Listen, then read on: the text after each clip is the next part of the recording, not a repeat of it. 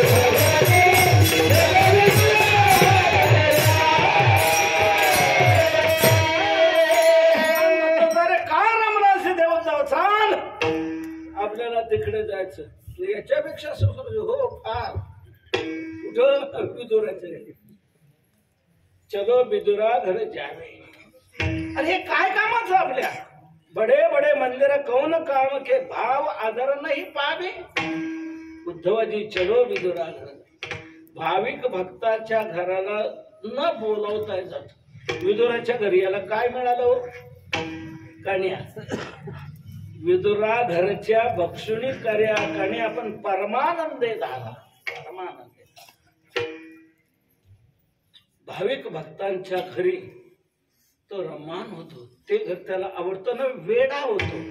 ज्या सुखा कारणे देव वेळाला वैकुंठ सोडोनी संत सदनी राहिला. सदन म्हणजे संतांच्या घरी राहतो. संतांचं भक्तांचं घर देवाला फार आवडतं.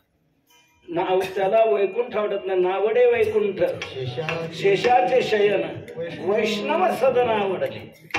वैकुंठ आवडत नाही, क्षीरसागर आवडत नाही, शेषाचं शयन आवडत नाही, पण वैष्णव सदन आवडले. वैष्णव सदन आवडत. म्हणून मी विनोदाने सांगतो असतो, आपण नवीन घर बांधल्यानंतर त्या घराला नाव तरी वैष्णव सदन द्या. म्हणजे ते नाव वाचून देव शिरला तर शिरला आपल्या घरामध्ये. म्हणून आम्ही आळंदीला नाव वैष्णव सदन दिले, पंढरपूरला नाव वैष्णव सदनच दिले. वैष्णव सदन आवडले. देवाला भाविक भक्तांचं घर फार आवडतो. आणि तिथे येऊन भक्ताच्या घरची सगळी काम दास्यत्व कसं करतो.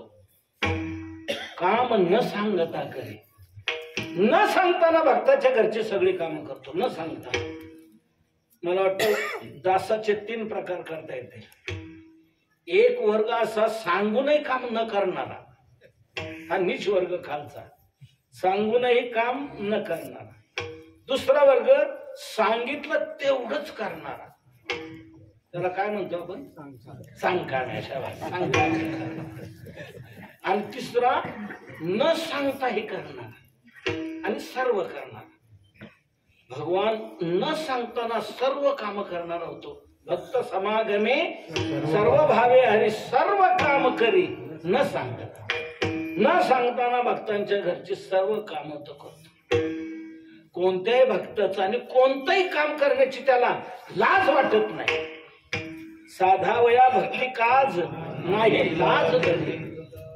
तैसे ते माझे कलत्र हे जाणीचे कायसे हिंग न लजे तयाचे निमी. भगवंताला कशाचीच लाज वाटत नाही. नामदेवांनी गोड चरित्र सांगितलेलं आहे. चोखोबारायांची पत्नी, तिचे प्रसूतीचे दिवस जवळ आले. तिचं नाव सोयराबाई. ती पतिराजाला चोखोबारानं म्हणू लागली, आता माझा प्रसूतीचा काल जवळ आलेला आहे, तेव्हा सर्व अडचण होईल, तेव्हा तुम्ही एक करा, तुमच्या बहिणीला इकडे घेऊन या.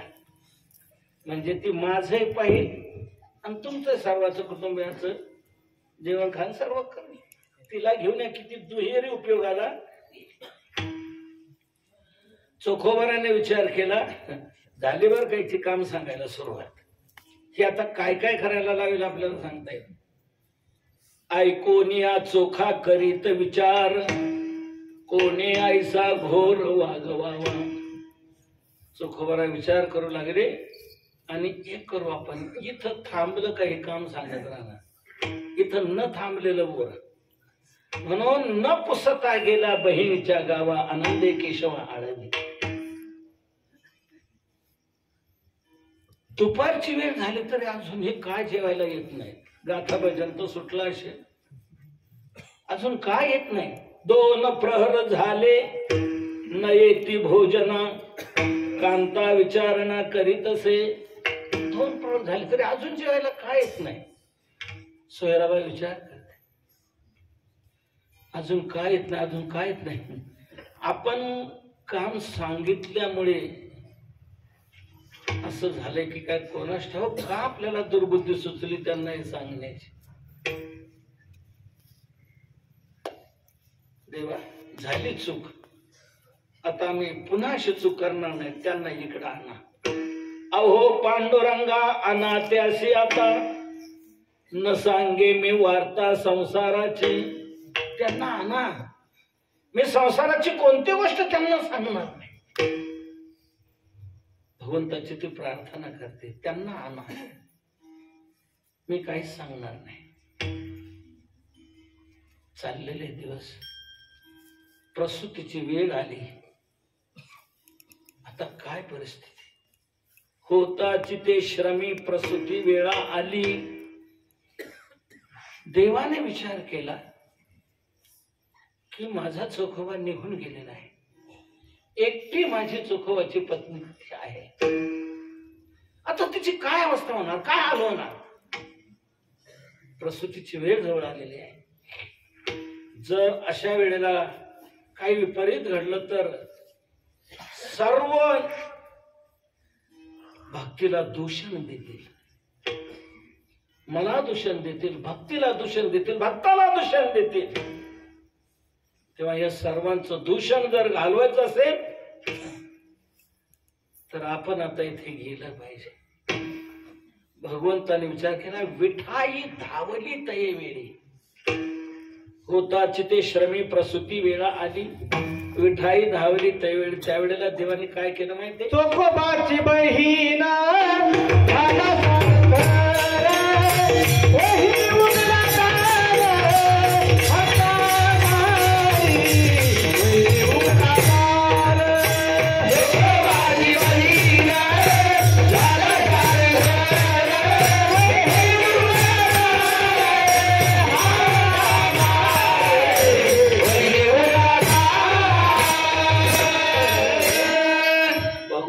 विचार केला, आता आपण गेलं पाहिजे. आता प्रसंग कोणता आहे, प्रसूतीचा आहे. देवपणाच्या थाटात जाऊन उपयोग होणार नाही. या दृष्टीने आपण गेलं पाहिजे. म्हणून चोखोबाची बहीण झाला शारंगार. भगवंताने बहिणीचं रूप धारण केलं. चोखोबारायांच्या गुडघ्यापर्यंत लुगड, चुडी पर्यंत, आणि एक बोचकं गाठोडं घेतलं डोक्यावर. सुटकेच नाही मिळाली त्याला, मी काय करू. हे असं गाठोडं घेतलं डोक्यावर आणि ही भगवंत रूपी बहीण निघाली. दरवाजावर थाप मारली, वहिनी दार उघडा, वहिनी उघडा द्वार हाका. आवाज आहे बहिणी सारखा काढला बरं का. देवाला काय करता येत नाही. बहिणीचा आवाज, आपल्या ननंदेचा आवाज वाटतो बरं का, त्यांचाच आवाज आहे.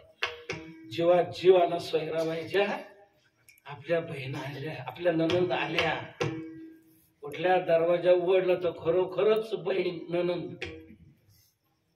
सोयराबाई काय म्हणते, ऐका बाई, बरं झालं तुम्हाला देवाने पाठवलं. बरे बाई, तुम्हा देवाने धाडिले, पती माझे गेले कोणीकडे. बरं झालं बाई, तुम्हाला देवाने पाठवलं.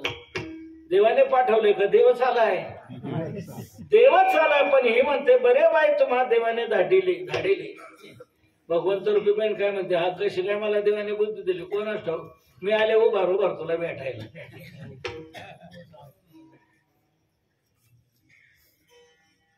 बहिणी, काही काळजी करू नको, काही काळजी करू नको. जाऊ दे दादा, तो भजन करत असेल कुठेतरी, भजनाशिवाय तो राहणार नाही. तर तुझी काळजी करू नको, मी आहे ना. काळजी करा, काळजी करा. आता ही वेळ मी आहे. आता प्रसूतीची कोणती कामं असतात इकडे पुढे नाही कळणार. त्या माता भगिनीच ती सर्व कामं करू जाणं, त्यांना त्याची घृणा वाटत नाही, काही वाटत नाही. सर्व ती कामं आपुलकीने, आत्मीयतेने, जिव्हाळ्याने करतात.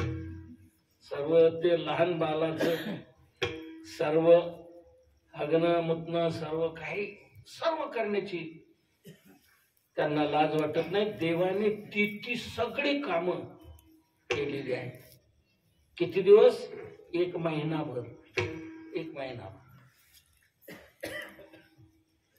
एक महिन्यानंतर चोखोबारांना असं वाटू लागलं, एक महिना झाला, तिकडे मिठामीठ झाले असे, आता जायला काय हरकत नाही. चोखोबार आहेत तिकडून निघाले. ह्या बाबाला कळायला काही उशीर आहे न सांगता तुम्हा कळू येते अंतर. चोखोबार आहेत तिकडून निघालेले आहेत. आपलं पितळ उघड पडल. आता आपला आवरण ढाळा. लगेच भगवंत रूपी बहिणीने भराभरी सुरू केली. आपले कपडे इकडे तिकडे सर्व गुंडाळायला लागले. सोयराबाई म्हणला, बाई कसली चालली गडबड तुमची, काय चाललंय काय? सोयराबाई म्हणते, भगवंत रूपी बहीण म्हणते, वहिनी अगं विचार कर, 1 महिना झाला मी आले, बरं रजाई मांडली नाही. काय झालं असेल तिकडं? पोरांची शाळा त्यांचा डबा.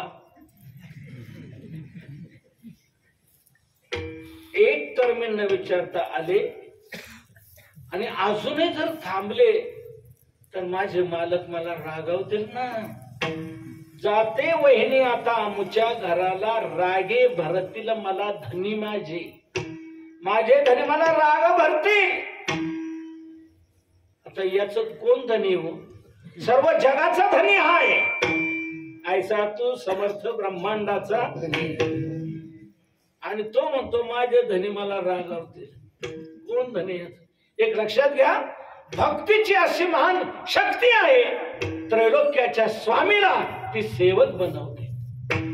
ही भक्तीची महान शक्ती आहे. रागे भरतील मला धनी माझे, याच कोण धनी आहे? सगळ्याचा धनी हा. मी आता जाते. सोयराबाई म्हणते, अहो एरवीच येणं वेगळं, नाताचं वेगळं. तुम्ही आता या वेळेला आला तर सगळे बाळणपणाची काळजी कामं केलेली आहे. येऊ द्या ते आता, उद्या काला होईल वाघोऱ्याचा. येतील मग तुम्हाला चोळी बांगडी घेतील, तुमची बोलवण करतील. मी काय बोलवण करणार आहे? येऊ द्या ते, येतील काला झाल्यावर. उद्या येऊ द्या घरधनी, करतील बोलवण, कायमी उत्तीर्ण होऊ. आता घरधनी उद्या ते बोलवण करतील, मी काय उत्तीर्ण होऊ शकणार आहे? येऊ द्या.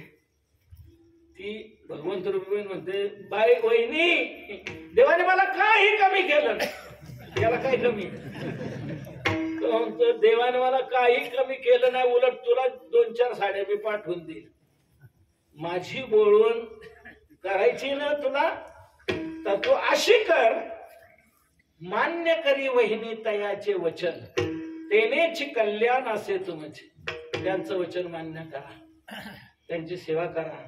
त्यांना वारीला जायला, कीर्तनाला जायला अडथळा आणू नका, भजनाला जायला प्रतिबंध करू नका. त्यांच्या वचनाचं पालन करा.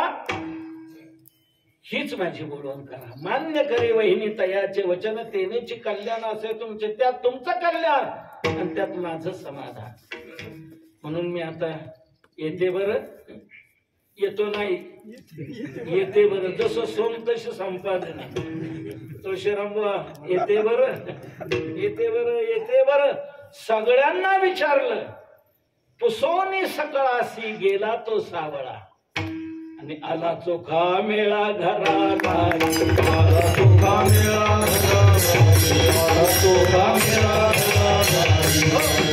पुसोनी सकळासी गेला तो सावळा, आला चोखा मेळा घराला. सोयराबाई म्हणते, का हो, सकाळच्या गाडीने आलं असतं तर काय झालं असतं? चोखोरा म्हणतात, सकाळची काय दुपारची काय? सकाळच्या गाडीने काय झालं असतं? अहो तुमच्या बहिणीची भेट झाली असती. काय म्हणतात? अहो तुमची बहीण महिनाभर इथे, तुमची त्यांची भेट झाली असती. चोखोरा म्हणतात, तू भांबवली का काय? म्हणजे काय? बहिणीच्या घरी महिनाभर पठ्या तिथंच ना. बहीण तिथं, मी तिथं, इथे कुठली बहीण आली? अहो मी काय ओळखत नाही का? आपलं काल लग्न झालंय का? आता मी चांगली ओळखते तुमची बहीण. बहीण बहीण अजून कदाचित गाडी मिळाली नसेल तर स्टँडवर असेल. बघा आता याला काय गाडीची वाट पाहणं का? आता स्टँडवर जायची गरज आहे. त्यावेळेला चोखोबाऱ्या म्हणतात, अगं बाई कसली? कैची बाई येथे आले पांडुरंग. कैची बाई येथे आले पांडुरंग.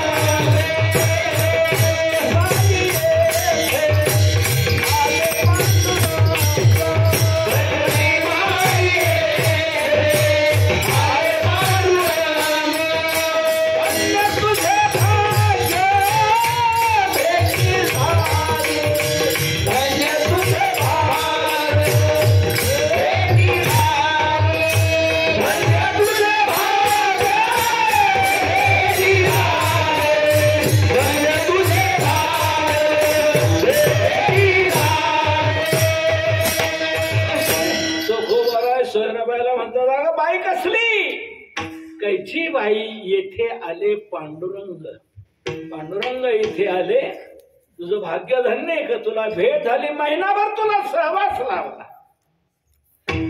इथे आले पांडुरंग, त्याचा पांडुरंग झाला. तोच पांडुरंग आला, तुझं भाग्य धन्य भेट झाली. भक्ताच्या घरी येऊन भगवान सगळी कामं करतो. मला सांगा, चोखोबाने देवाला काही कळवलं होतं का? हॅलो 1 नंबर पंढरीश भगवान कोण बोलतोय? मी चोखोबा. काय म्हणणं? माझ्या पत्नीची अडलेली परिस्थिती आहे, हॉस्पिटलमध्ये ऍडमिट करण्याची माझी कुवत नाही, तेव्हा तू वेळात वेळ काढून ये आणि माझ्या पत्नीचं बाळंतपण कर, असं चोखोबरांनी कळवलं होतं काय? काम न सांगता करी, न सांगताना भक्तांच्या घरची भगवान सगळी कामं करतो. आता कोणत्या भक्ताच्या घरी कोणतं कोणतं काम केलं एक सांगितलं तुम्हाला. वर्षभर कीर्तन चाललं तरी हा विषय संपायचा नाही. दररोज एका भक्ताची कथा लावून द्यायची. कोणत्या भक्ताच्या घरी भगवान गेले तिथे काय काम केलं. आपला भक्ती विजय नावाचा ग्रंथ मोठा आहे, त्या ग्रंथात भक्तीचाच विजय दाखवलेला आहे. नाव अतिशय सुंदर आहे, भक्ती विजय, भक्तीचा विजय, सर्वांना अजय असणारा परमात्मा, पण भक्ती त्याच्यावर विजय मिळवते, म्हणून भक्ती विजय त्या ग्रंथाचं नाव. कोणत्या कोणत्या भक्ताच्या घरी भगवान कसे गेले आणि काय काय काम केले. एक भक्त माल नावाचा दुसरा ग्रंथ आहे, नाभाजींनी केलेला भक्तिमाल नावाचा, भक्तमाल नावाचा ग्रंथ, हजारो भक्तांचं चरित्र त्याच्यात. तर त्या भक्तांच्या घरी भगवान हा न सांगताना जातो आणि सगळी काम करतो. कोणतंही काम करण्याची त्याला लाज वाटत नाही. साधा वया भक्ती काळ नाही लाज आहे. काम न सांगता करी. पण कोणी म्हणेल, कोणी कोणाचं जे काम करतो ते काही संबंधामुळे करत असतो. संबंधामुळे काम घडली जातात. संबंध नसेल तर काम होत नाही. अहो तुमचं ते काम 2 वर्ष झालं रखडलेलं, काय झालं कसं काय झालं म्हणतो का? अहो आता जो तलाठी आला ना तो आमच्या मेवण्याचा मेवना, म्हणून लगेच त्यांनी काम केलं. काम होत कुठल्या तरी संबंधाने, आणि कोणता संबंध नसेल तर सर्वांना घडू शकणारा संबंध एक आहे. त्या कागदावर वजन का ठेवलं का कोणती कामं कोणाची कामं होतात. वजनाचा संबंध आला पाहिजे त्या कागदाशी. खालचा कागद वर येतो, तळातलाही वर येतो, काम लगेच. संबंधाशिवाय कुठलं काम होत नाही. भगवान भक्तांची सगळी कामं करतो. कुठल्या संबंधाने?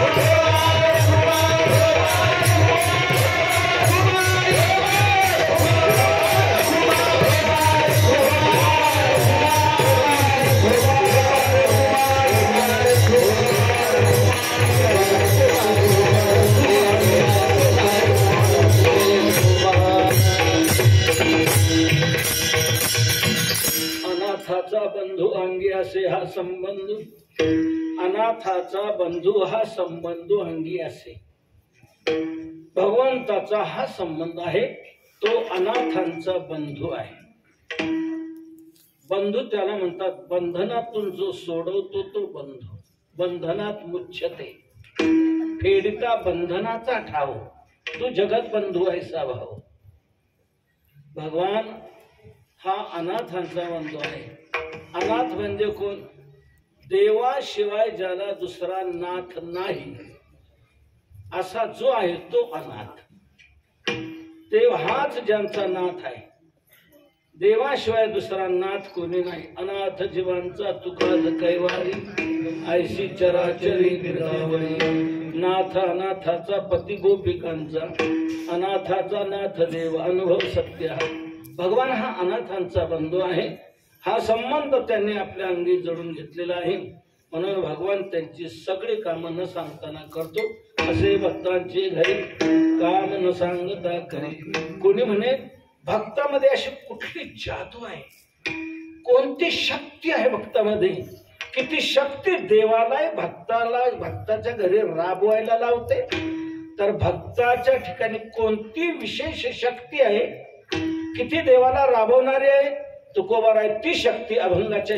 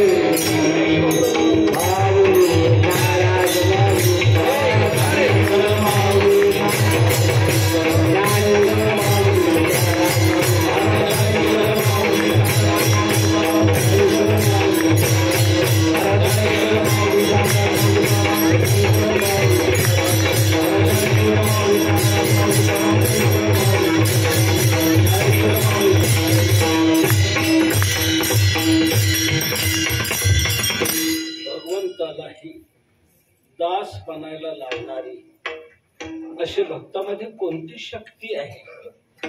त्या शक्तीचं स्वरूप तुकोबार शेवटच्या शरणात सांगतात. तुका म्हणे भावे देवा सत्ता राबवावे. भावे सत्ता देवा राबवावे. भावाच्या सत्तेने देवाला राबवलं जातं. भक्ताच्या जीवनात महत्वाचा प्रबळ शक्तिशाली कोण असेल तर तो भाव आहे. भाव हा अतिशय शक्तिशाली आहे. भावाचं बळ इतकं आहे की त्या बळापुढे कोणाचंच काही चालत नाही. भावापुढे बळ नाही कोणाचे सबळ. करी देवावरी सत्ता कोण त्यावरी परता.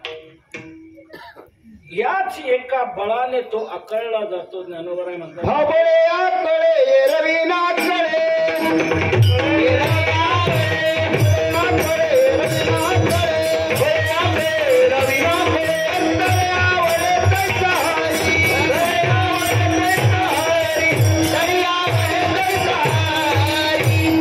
भाव बळे आकळे एरवी नाकळे. भाव बळानेच तो अकळला जातो. दुसरं कोणतंच बळ देवापुढे चालत नाही. म्हणून ती शक्ती भक्ताच्या ठिकाणी आहे आणि ती सत्ता देवाला राबायला लावते. तुका म्हणे भावे देवा सत्ता राबवावे. असे भक्तांची घरी काम न सांगता करी. आपली सेवा संपली. तात्पर्य जर का असेल तर भक्ती ही साधना सर्वोच्च साधना आहे. सर्वात श्रेष्ठ साधना. या साधनेच्या तुलनेला कोणती साधना येत नाही. ती साधना आपण आपल्या जीवनात करावी. कुठलीही अडचण भगवान या साधकाला येऊ देत नाही. सर्व बाजूने भगवान त्या भक्ताचं रक्षण करत असतो. म्हणून देवाला आवडणारी ही साधना भक्ती आहे. दुर्व्यसन सोडावी, दुर्वर्तन सोडावे. गळ्यात पवित्र तुळशीची माळ, एकादशी व्रत, नित्य नामस्मरण, आई वडिलांची सेवा, समाजाची सेवा, देशाची दंडुखताची सेवा, हे व्रत आपण धारण करून शुद्ध भावाने प्रेमाने या भक्तीचं अनुसरण करावं. की भगवान आपल्या जवळ आल्याशिवाय जवळ येईल. भगवान नित्यनेम नामी ते प्राणी दुर्लभ लक्ष्मी वल्लभ तया जवळ येईल. भगवान आपल्या जवळ येईल. भगवंताचं सान्निध्य घडेल. तो कशाने जवळ येऊ शकणार नाही. त्याला खेचणार बळ फक्त भावाचं आहे. भावबळानेच तो खेचला जातो. म्हणून आपण भावयुक्त भक्ती करावी. भगवान करू सर्वांच्या अंतःकरणात ही सद्भावना निर्माण हो. असे अभंग नजरेसमोर ठेवा. अभंगाप्रमाणे आपलं जीवन बनवा. हेच अभंग आपल्याला तारणार, नक्की तारणार. एक अभंग जरी आपण समोर ठेवून या अभंगाप्रमाणे आपल्या जीवनाची वाटचाल केली तर निश्चित भगवान आपल्याही जवळ आल्याशिवाय राहणार नाही. म्हणून असे सर्वच्या सर्व अभंग सर्वांच्या नजरेसमोर येण्यासाठीच गाथा मंदिराची योजना देहुला राबवण्यात आली. पूर्ण गाथा उच्च प्रतीच्या मार्गावर कोरून तिथं लावला गेलेला आहे. सर्वच्या सर्व अभंग त्यांचं दर्शन व्हावं. एका अभंगाच्या दर्शनात रामेश्वर भट्टाच्या अंगाचा दाह शांत झालेला आहे. चित्त शुद्ध तरी शत्रू मित्र होती. हा एक अभंग तुकोबरांनी लिहून पाठवला. तो वाचून पाहिला. त्या अभंगाच्या दर्शनात रामेश्वर भट्टाच्या अंगाचा दाह शांत झाला. असे सगळेच्या सगळे अभंग जर सर्वांच्या नजरेसमोर आले तर सर्वांना कुठलाच दाह राहणार नाही, ताप राहणार नाही. सर्व आनंदमग्न होऊन जाते. म्हणून असे अभंग सर्वांच्या नजरेसमोर यावेत. म्हणूनच गाथा मंदिर देहुला चांगल्या प्रकारे संपन्न झालेलं आहे. आपण सर्वांनी पाहिलंच असेल. ज्यांनी कोणी अजूनही पाहिलं नसेल ते महान भाग्यवान समजावेत. तर भाग्यवान व्हायचं असेल तर या त्या अभंग बघा. त्या अभंगाचं दर्शन घडलं पाहिजे. त्या अभंगांचं मंदिर आहे. काशीला मानस मंदिर आहे. रामचरित मानस मार्बलवर कोरलेलं मंदिर काशीला आहे. अयोध्येला वाल्मिकी रामायण मंदिर आहे. वाल्मिकाने मूळ संस्कृत केलेलं रामायण ते मार्बलवर कोरलेलं मंदिर अयोध्येला आहे. आणि आपल्या महाराष्ट्रात गाथा मंदिर आहे. आपल्या वारकरी संप्रदायाचं ते एक आगळं वेगळं स्थान या प्रकारे तिथे निर्माण झालेलं आहे. पूर्ण गाथा उच्च प्रतीच्या मार्बलवर कोरून लावला गेलेला आहे. आपलं गीता मंदिर बाजीराव महाराजांनी या प्रकारे संकल्प करून ते घडवलं. तसंच सर्व अभंगांचं मंदिर. तुका म्हणे पहा शब्दाची हा देव, आम्हा घरी धन शब्दांचीच रत्ने. तर असं मंदिर तिथे आपण या सर्वांनी आता बीजेच्या उत्सवाला या. 8 मार्च ते 18 मार्च असा हा 11 दिवसाचा सोहळा संपन्न होणार आहे. आतापर्यंत खूप कामं तिथे झालेली, समाज उपयोगी कामं. तिथे अन्नदान घडत आहे, आरोग्यदान घडत आहे, ज्ञानदान घडत आहे. सर्वच्या सर्व अभंग लावून झाले. तसेच अभंगाच्या भावाप्रमाणे काही चित्रे तिथे लावण्यात आलेली आहे. त्या चित्रावरून अभंगाचा भाव आपल्याला समजू शकतो. त्याचप्रमाणे आता महाद्वाराचं काम विशेषत्वाने चाललेलं आहे.